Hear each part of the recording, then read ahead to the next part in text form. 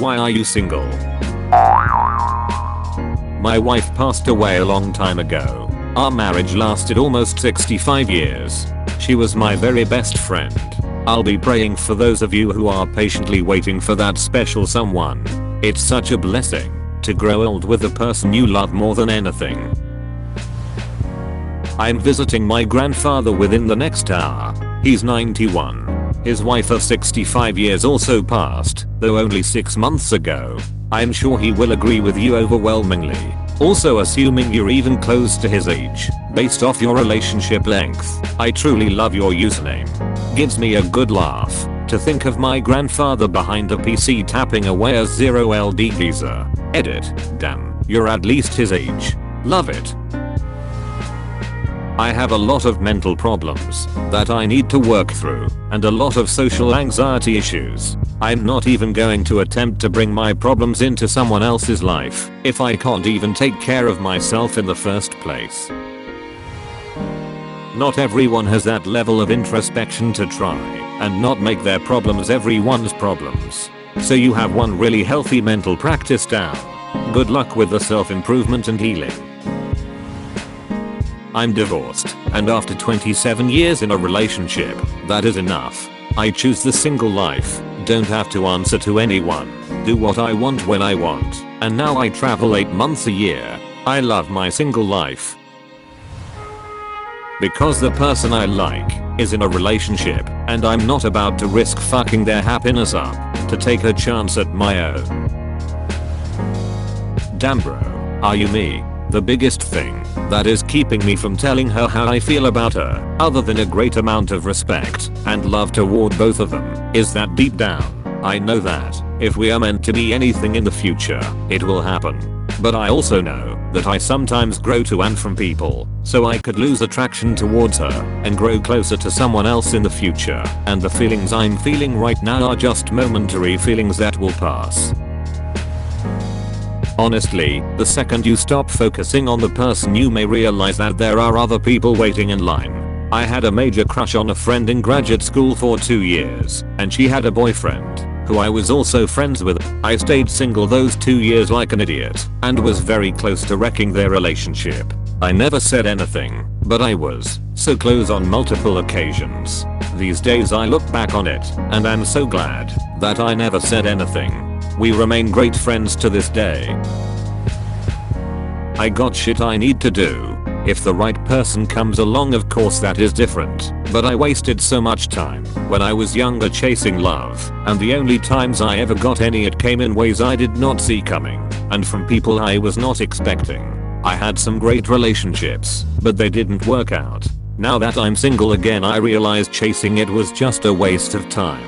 I'd rather chase the things I love doing, and hey, maybe doing that I'll run into who I'm supposed to run into. And maybe I won't. Either way though, I'll be happy. I'm very shy, and although I have a decent amount of confidence in my looks, I'm pretty sure I have either a resting sad face or resting bitch face. Also, anytime someone likes me, I get kind of disgusted by them liking me, even if I had liked them back up until that point. Don't know why. Finally somebody feels the same. I'm not sure why, but the second someone admits they have feelings for me, I get so anxious and kind of sick, and it doesn't go away. Like that's just my reaction to them now. I don't know why this happens. I think just being forced to confront that somebody thinks of me in a way that's dissonant from how I thought they did. I've always found this to be a bit of an odd question. Why is anyone single? Because they haven't found the right person yet. People don't just have a partner by default. It takes a considerable amount of effort, the right circumstances, and often an extreme amount of luck to find someone compatible enough to enter into a relationship with. If you listen to couple stories about how they met, it's often in the craziest and most unlikely circumstances. And even then, there's no guarantee it will last. And if it doesn't, well, looks like it's back to square one. I don't see many advantages to being in a relationship over being single. I was with my last partner for 5 years, and though it was great at times, it was a lot of hard work to maintain. I enjoy my freedom now and not having to answer to anyone. Someone would have to be really special for me to want to put in that type of work again. My wife was having problems with me and our relationship, but never expressed anything about them, built up resentment, and then suddenly after years let all of it out, detailing how miserable she was, and not directly, but essentially pinning 100% of the blame on me. At how accommodating and willing to do anything for this woman as I was, more than I have ever been for another person. It was incredibly upsetting to hear about these opinions she had of me over certain habits or behaviors that I easily stopped doing overnight, to show her she just had to say something about it. That some of them I only maintained because I thought she liked them. That I've never yelled at her or even expressed even a mildly aggressive response at her for her to be afraid of me responding in any other way than just immediately working to change the behavior. And to an extent I understood why, growing up with parents who fought loudly and threw dishes and other objects at each other when they were angry, instilled that fear into her, but to a larger extent I absolutely don't. I met this chick almost 15 years ago when we were teenagers. I know her better than any other person I'd been in a relationship with. I'm not her first relationship, I'm not even her first husband, and she has successfully avoided abusive relationships since she started dating. Before I met her, she has years of direct experience that relationships do not have to be abusive like her parents were. She's proven it multiple times with every relationship she's been in. So why the hell was she afraid of telling me how these behaviors affected her for years? I still don't fully get it. I'm just now understanding you probably meant what habits or traits have turned off past relationships, and not a sob story of confused divorce, but I already wrote it, so here ya go. Mostly my fault. I had multiple possible opportunities in the past 4 years, but wasn't taking care of myself, and was being an enormous asshole to anyone outside my inner circle, and wasn't actively trying to get a girlfriend. I also didn't have a smartphone, which made things significantly more difficult. Now, here I am, better than I've been in a damn long time, and the nation is locked down, and I'm in online school. I'm Eros. Many people can't handle that. However, one girlfriend I had has a learning disability I know I will not be able to accommodate for. I love her very much as a friend, but I'm not ready to deal with someone I have to explain everything to daily. Everyone else needs to just be bold enough to ask Northeast out. I can't interpret hints unless you slap me in the face with "Hey, let's date / have sex." 52 and never married. It's just the way my life has unfolded. And I look at couples who are mis and thank the good man above it's not me. I don't need a man in my life to make me happy. I'm free. I can do what I want when I want, and no one is telling me I can't. Plus I'm way too young to get married, hahaha.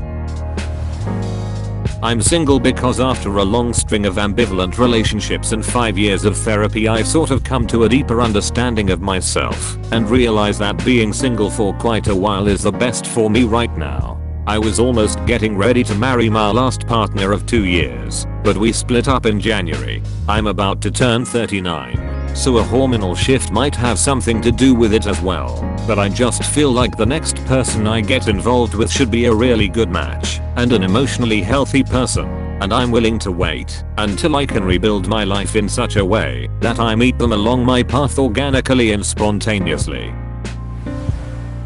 Not to be a downer, but I find myself wondering more and more if there are many emotionally healthy people left in this screen-mediated candy store of a world. And if there are, they have likely been in successful relationships from early on in life, those often being both a cause and an attractor for emotional health. I'm a bit older, admittedly, but if I were looking, I'd be settling for someone whose mood disorder was controlled by medication. And I'm not cracking any mirrors here. I relate to what you're saying, and I feel like it's because I haven't changed my life. I've been in the same kind of pattern and town for a really long time. Well, my whole life. So I'm pinning hope on moving away and building the life and career I want. That will expose me to more fucked up people, but also potentially more good people. Well, you see, I had a crush on a girl, right? She has a twin brother who becomes my best friend, not related to having the crush. Crush goes on for some time. I befriend the triplet sister of the two, who apparently ends up developing a crush on me. I start to have suspicions, but whatever. I end up spending a lot more time with the second sister and end up developing a crush on her while losing interest on the first sister.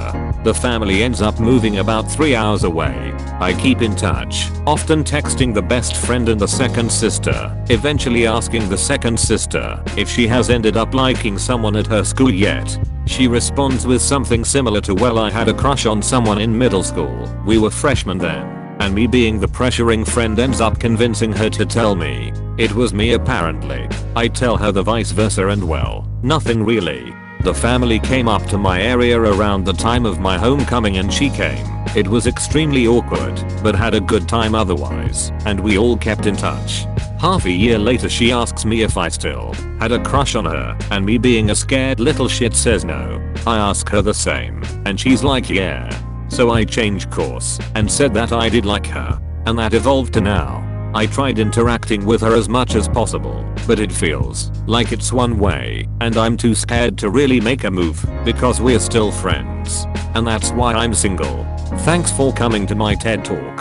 Thanks for watching. In comments, write about similar facts and situations from your life. If you enjoy this video, watch other on my channel, and have a nice day.